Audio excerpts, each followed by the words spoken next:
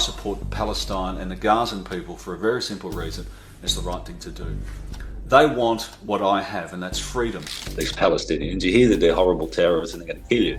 The only way they were going to kill me is by feeding me too much or giving me too much love. Heavily guarded stuff from the Palestinians. Some people just want to be free. This is what happens.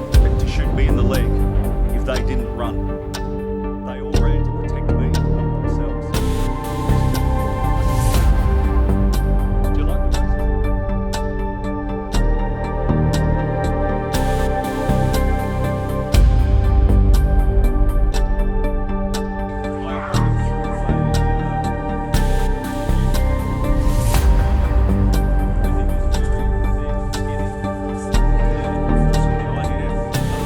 As I was leaving, I got barred, supposedly for life, but I'm going to try and go back again next year. Yeah, I've read so much about it. I cannot understand. Walking around, I knew that I had to use my white privilege. I had to use it because if they had done half as much, they would have been killed. Israel is a colonialist, racist, apartheid state that is breaking Palestine up too much. Free Palestine and free Gaza. And you know what you're... You know this? Why the hell are you standing in front of me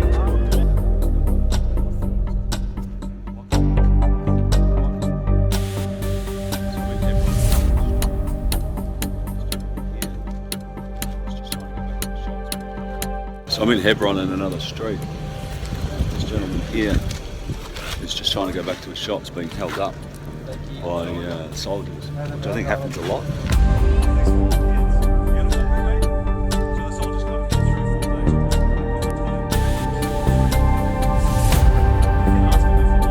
Another one that I had was that while I was over there, a girl was killed, a hit and run. A settler killed her on purpose and drove off.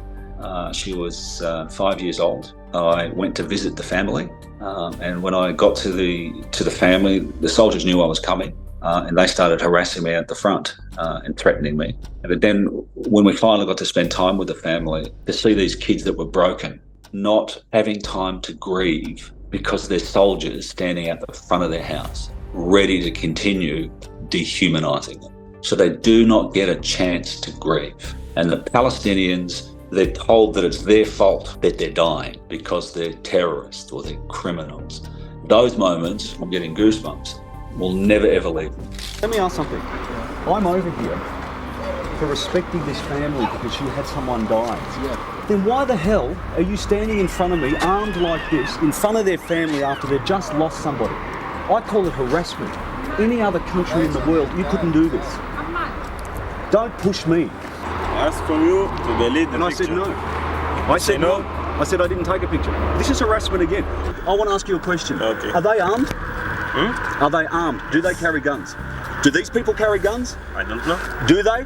Have you ever seen one? No. They have guns? You have guns? You can kill someone from how far? Leave us alone.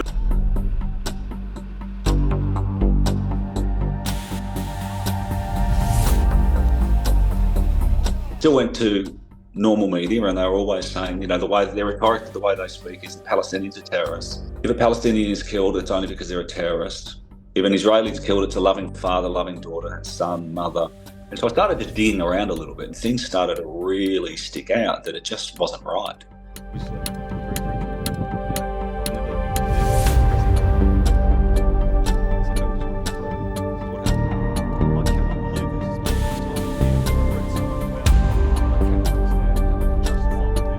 One of them was actually trying to hide his face with his gun because I was filming. And I think, whether he was embarrassed or he wasn't, he was never expected to have a white guy that wasn't intimidated and in fact was going to push right back on them. And so they didn't know what to do. I mean, I'm sure they didn't want an international incident. I'm in Hebron and I've just been told about a wall. So this gate locks about 40 Palestinian families in, and it actually locks at certain times where they can't come out. There's actually a bus stop. I can take it. The Palestinians can't take it. It's complete racism. What do you think of the racism here? What do you think about the Palestinians not being able to walk here? So much about it. I cannot understand how they can justify what they're doing. This is total brutality. I was delayed to visit a friend who's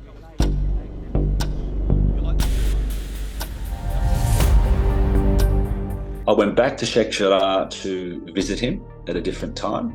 and all the roads were closed. So no Palestinians were allowed in or out, even though it's predominantly Palestinian. And this is when all the settlers started to come over me. A lot of them were young kids doing it. And then I said, look, what do you think of the Arabs? And they said, Arabs, they're terrorists, they're dirty animals. They called me a terror supporter.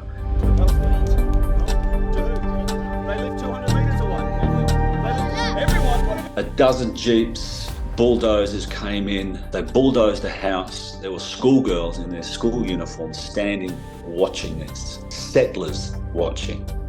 Nothing anybody can do. The police everywhere, demolishing these homes. This family, they don't have anywhere to go, but no one cares about that. And that was one of the most horrific things that I had seen, because I have daughters. I mean, I remember speaking to some of the young kids, what do you want to do when you grow up? And, one particular one said, I want to be a doctor. I said, fantastic, good for you. He said, I'm not going to bother, because where would I get a job? That's what occupation does, and that's what they're doing on purpose. They don't want to give them a hope. And that, again, made me sad. What I know you do every day.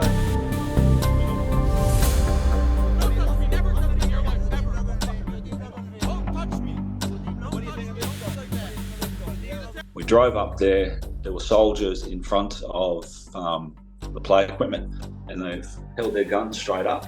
About 15 Palestinians behind me wouldn't move. All the Palestinians ran. And I only found out later on they ran because the soldiers said that they were going to shoot me in the leg unless they left.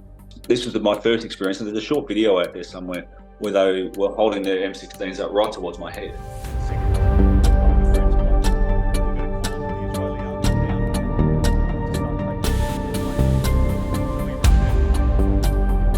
They want what I have, and that's freedom. Freedom of movement, freedom of speech, freedom to be able to leave Gaza, freedom for people like myself to come in and see them. They have people dying on a daily basis because they don't have medical support.